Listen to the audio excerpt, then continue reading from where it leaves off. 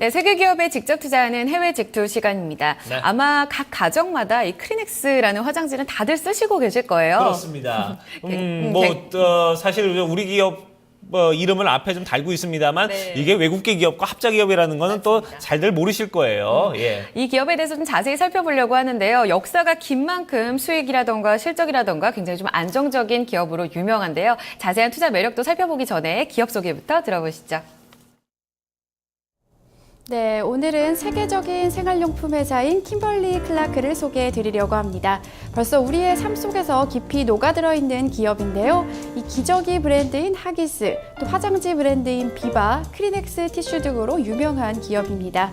특히 1920년에는 세계 최초로 일회용 생리대인 코텍스를 출시한 기업이기도 한데요. 이렇게 건강과 위생용품 부문에서 혁신을 이끌어 나가고 있는 기업이라고 할 수 있습니다. 이 회사의 제품 대부분은 이 전 세계 시장에서 1위 자리를 차지하고 있을 정도로 막강한 영향력을 가지고 있는데요. 이 킴벌리 클라크는 설립 초기에 재질 공장으로 출발을 했다고 합니다. 이후 제1차 세계대전 때는 이 미군들에게 수술용 면 제품을 팔기도 했다고 하는데요. 또 우리나라에서는 지난 1970년 이 유한양행과 킴벌리 클라크가 합작돼서 만들어진 이 유한 킴벌리로도 유명한 기업이기도 한데요. 유한 킴벌리는 우리나라에서 최초로 이 미용 티슈인 크리넥스를 출시하기도 했었습니다. 또한 킴벌리 클라크는 이 미국 포춘이 선정하는 존경받는 기업으로 20년 연속 선정되고 있다고 하는데요. 세계적인 건강과 위생용품 업체 킴벌리 클라크 좀 더 자세히 살펴보시죠. 네. 자, 오늘은 저희가 킴벌리 클라크에 대해서 얘기를 좀 나눠보도록 하겠습니다. 사실 크리넥스 티슈 조금 전에 얘기를 했습니다만, 우리나라에서는 처음으로 이제 미용 티슈의 개념을 도입한, 그런 기업이고요. 시장에서는 여전히 좀 선도를 해나가는 그런 기업이라고 볼 수 있겠습니다. 실제로 이제, 모기업인 이제 킴벌리 클라크는 어떤 기업인지 저희가 이번 시간에 좀 자세히 살펴보도록 하죠. 네, 키움증권 노수원 연구원 전화 연결해 보겠습니다. 안녕하세요. 안녕하세요. 네. 자, 킴벌리 클라크, 저희에게는 유한 킴벌리로 상당히 익숙한 그런 회사입니다. 어떤 기업인지 먼저 좀, 자세히 얘기를 해주시죠. 네, 우선 금일증권은 107.65, 신분명 KMB로 뉴욕 거래소에 상장되어 있고요. 가정 및 개인용품 업종으로 분류되어 있습니다. 시가총액 390억 3,500만 달러, 일평균 거래량 100만에서 200만 주 가량으로 거래되고 있습니다. 킴벌리 클라크는 종이를 재료로 한 소비재 제품, 개인 위생용품을 제조 및 판매하는 미국 기업입니다. 화장지 브랜드 크리넥스, 여성용 생리제품 코텍스, 화장지 브랜드 코튼넬, 기저귀 하기스, 그리고 요실금 및 성인용 기저귀 디펜드, 질긴 재질의 화장지 바바 등이 대표적인 제품입니다. 본사는 미국 텍사스주 어빙에 위치해 있고 연간 매출액 약 200억 달러, 직원 수는 약 5만 8천여 명에 달합니다. 전 세계 175개국에서 제품을 판매하고 있고요. 전 세계 인구의 약 4분의 1이 사용하고 있습니다. 국내 분들에게는 유한 킴벌리란 이름으로 많이 들어보셨을 텐데요. 킴벌리 클라크는 1970년에 유한 양행과 합작을 해서 유한 킴벌리를 설립했습니다. 현재 킴벌리 클라크가 유한 킴벌리 지분 70%를 가지고 있습니다. 52주 출고가 대비 현재는 조금 낮은 수준에 있어서 들어가기에도 상당히 좀 부담이 없는 가격대가 아닐까 싶은데요. 먼저 소개를 좀 간단하게 해주셨는데 산업성장 스토리 한번 들어보겠습니다. 앞서서도 들었다시피 제지회사로 좀 출발한 역사가 긴 기업이라고 하는데 자세한 이야기를 좀 들려주시죠. 예, 킴벌리 클라크는 1872년 존 A. 킴벌리 등이 자본금 3만 달러로 위스콘신주 니나의 킴벌리 클라크 앤드 컴퍼니라는 이름으로 처음 설립되었고요. 설립 초기엔 재질 공장으로 출발했고 1980년 지금의 이름으로 바뀌었습니다. 킴벌리 클라크는 1950년대 멕시코, 독일, 영국으로 사업을 확정했고요. 1960년대에는 17개 해외 지사를 운영했습니다. 1970년 유한양행과 합작으로 유한 킴벌리를 설립했고요. 1995년 7월에는 세계적인 제조업체 스콧 페이퍼를 인수를 했고 1997년 캐나다 스콧 페이퍼사의 지분 50%를 쿠르거에 매각했습니다. 2000년에는 대만의 SK 기업 지분을 모두 인수하면서 대만 최대의 소비재 제조업체가 되었고요. 아시아 태평양 지역의 유통망을 확대했습니다. 또한 환경, 자연, 인간이 소중함을 중시하는 킴벌리 클라크는 영국 엘리자베스 2세 여왕과 찰스 황태자로부터 영국 왕실의 제품을 공급할 수 있는 왕립 보증서를 받기도 했고요. 2010년에는 자연주의 스킨케어 브랜드 그린핑거를 출시했습니다. 최근에는 작년 말 헬스케어사 부문을 분사했고요. 비용 절감과 업무 효율성 향상을 위해서 2016년까지 직원 1,300여 명을 감원할 계획이라고 합니다. 올해 초에는 경쟁력 강화를 위해 광고 지출을 늘리는 한편 하기스의 가격을 낮추고 턱앤드라이 제품 라인을 개선한다고 발표했습니다. 전반적으로 초기에는 천연8%로 만든 휴지와 같은 개인 위생용품을 생산했습니다. 점차 합성 소재 등의 발달로 기저귀, 생리대 등으로 영역을 확대해왔고요. 한때는 일회용 마스크 및 장갑, 그리고 가운 등 헬스케어 제품까지도 생산을 했습니다. 사업 부문으로는 개인용품, 소매 티슈, KC 프로스페셔널로 나뉘는데요. 개인용품은 기저귀, 생리대와 같은 개인용품을 판매하고요. 소매 티슈는 일반 가정에서 사용하는 휴지, 미용 티슈, 키친타월 등을 담당합니다. KC 프로페셔널은 이러한 휴지나 페이퍼 타월 등을 회사나 호텔 등 법인을 대상으로 판매하고 있습니다. 자, 어떻게 보면 참 여성들에게는 정말 필수적인 그런 기업 중에 하나가 아닌가 하는 생각이 듭니다. 자, 이렇게 좀 사업 부분을 계속해서 좀 진화해 나가고 있는 그런 모습들을 보이고 있는데, 자, 그렇다면은 최근 3년간의 어떤 주가의 수익률 흐름은 좀 어떻게 변화하고 있는지 이런 부분도 좀 체크를 해주시기 바라겠습니다. 3년 수익률은 약 45%가량으로 좋은 흐름을 이어갔지만 최근 1년 사이에는 박스권 장세를 보이면서 수익률이 그리 좋지는 않았는데요. 분기 수익률도 외화 약세와 함께 실적 악화로 수익률이 좋지 못했습니다. 하지만 매출 감소에도 불구하고 비용 절감, 헬스케어 분사 및 구조조정, 그리고 신흥국에서의 가격 전가 등으로 이익률이 확대되면서 순익 성장은 가능할 것으로 예상이 되기 때문에 중장기적으로 저가 매수를 할 수 있는 타이밍으로 생각이 됩니다. 실적도 함께 살펴보겠습니다. 앞서 말씀드렸다시피 외화 약세와 기타 영업비용 증가, 그리고 북미 실적 또한 이제 4분기 쇼핑 시즌을 맞아서 치열한 경쟁을 한 탓에 예상치를 밑돌면서 좋은 흐름을 보여주지는 못하고 있는데요.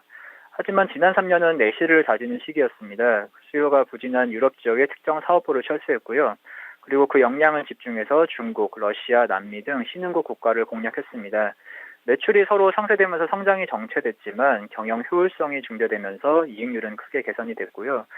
유럽 지역의 구조조정이 일단락되고 헬스케어 부문도 분사를 완료했기 때문에 본격적인 매출 성장이 기대됩니다. 또한 개선된 이익률을 바탕으로 영업이익 및 순이익도 증가할 것으로 전망이 됩니다. 네. 지금 주가 수익률이 아주 서프라이징하지는 못하지만 지금 얘기를 해주셨지만 지금 내실을 다져가고 있다. 구조조정을 통해서 또 이익을 개선시키고 또 신흥국가들을 집중적으로 좀 공략하게 되면서 매출도 늘리고 있다라는 부분들을 살펴주셨는데 네. 결국은 투자 포인트로 이런 부분들이 이어질 것 같습니다. 투자 포인트 쭉 정리해 본다면 어떤 포인트들 정리해 볼 수 있을까요? 우선 킴벌리 클라크는 주주 가치를 높이는 해외 기업 중 하나인데요. 우수한 배당 정책도 현 수준 내에서 유지될 전망입니다. 최근 배당 수익률은 하락했지만 여전히 3% 정도인데요. 지난해 한국의 배당 수익률 1.3%, 미국 전체 1.9%에 비교하면 여전히 높습니다. 배당 성향은 58% 수준인데요. 이 부분도 한국 평균 15%, 미국 평균 33.9%보다 훨씬 높은 수준입니다. 또한 지난 10년간 배당금 성장률은 8%이고요. 신규 투자 규모가 작고 영업 현금 흐름이 안정되어 있어서 잉여 현금 흐름 동안 꾸준히 창출되고 있습니다.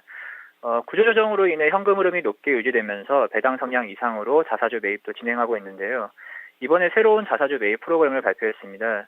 이미 2012년 13억, 2013년에 17억, 2014년에 약 20억 달러에 이어서 지난 11월에는 향후 5년간 추가로 50억 달러의 자사주 매입 프로그램을 발표했는데요. 현재 시가총액 약 390억 달러를 기준으로 한다면 2012년부터 10년간 25%의 자사주를 매입하는 겁니다. 실제로 자사주를 매입하게 되면 유통 주식 수량이 감소하는 등 주가 상승 요인으로 작용을 하게 되고요. 또한 킴벌리 클라크사와 같은 회사의 제품들은 상품의 질 및 기술력도 중요하지만 시장 선점 효과를 통해서 브랜드 인지도를 높이는 것이 중요합니다. 일단 인지도가 높아지게 되면 후발 업체들이 시장에 진입해서 경쟁하기가 어려울 텐데요. 반면에 선발업체는 높은 브랜드 인지도를 바탕으로 시장에 진입하기 용이합니다. 킴벌리 클라크는 오랜 기간 동안 개인 위생용품이라는 한 분야에 집중하고 있는데요. 이미 티슈, 생리대, 기저귀 등의 제품들은 전 세계 시장에서 압도적 시장 점유율을 차지하고 있습니다. 그리고 이러한 높은 브랜드 인지도는 가격 전가를 쉽게 할 수 있다는 장점이 있는데요. 달러 강세와 외화 약세에도 불구하고 실제로 킴벌리 클라크는 해외 시장에서 높은 가격 전가력을 바탕으로 판매가 인상을 하고 있습니다. 판매량을 보면 인상에 대한 거부감 역시 높지 않은 것으로 보이기 때문에 견조한 실적으로 향후 전망도 긍정적입니다. 또한 킴벌리 클라크의 실적의 부정적인 요소인 달러 강세는 국내 원화 기반 투자자분들에게는 투자 수익률을 높일 수 있는 요인이기도 하고요. 또한 신흥국의 수요 증가 역시 킴벌리 클라크의 향후 성장 기회가 되고 있습니다. 경제가 발전하고 개인 소득이 증가하면서 인간은 이제 삶의 질을 추구하게 되고 이러한 개인 위생용품은 삶의 질을 향상시켜주는 요소가 되는데요. 신흥국에서의 수요가 빠르게 증가하는 이유이기도 합니다. 킴벌리 클라크는 이미 이러한 시장 상황에 적극적으로 개입하고 있는데요. 이미 중국 기저귀 시장에서 점유율 1위를 차지하고 있고요. KC 인터내셔널은 중국, 러시아, 그리고 라틴 아메리카를 집중 공략하기 위해 만든 비즈니스 사업 부문이기도 합니다. 앞으로도 이처럼 발전하고 있는 신흥국 시장을 적극적으로 공략해서 매출 성장을 이룰 것으로 예상이 되고요. 또한 인구가 늘고 있고 경제가 발전하는 지역이기 때문에 시장 선점 효과를 통해 사업을 확장할 수 있다고 생각이 됩니다. 이 외에도 부진한 사업 부문 정리와 함께 기존 사업도 구조조정을 통해서 수익률을 개선할 계획인데요. 이미 서유럽 지역이 기저귀 사업 철수를 했고 지난해에는 경쟁이 치열해서 수익성이 낮은 헬스케어 사업 부문을 분사했습니다. 실제로 헬스케어 부문의 경쟁이 치열해지면서 마케팅 비용 증가 등 영업 이익률이 하락했고 지속적인 투자가 필요한 부문이었는데요. 따라서 이번 분사는 킴벌리 클라크의 실적에도 긍정적인 영향을 미칠 것으로 판단됩니다. 올해는 펄프와 티슈 부문의 구조조정을 통해 영업이익률 등 수익성을 개선할 계획이라고 하고요.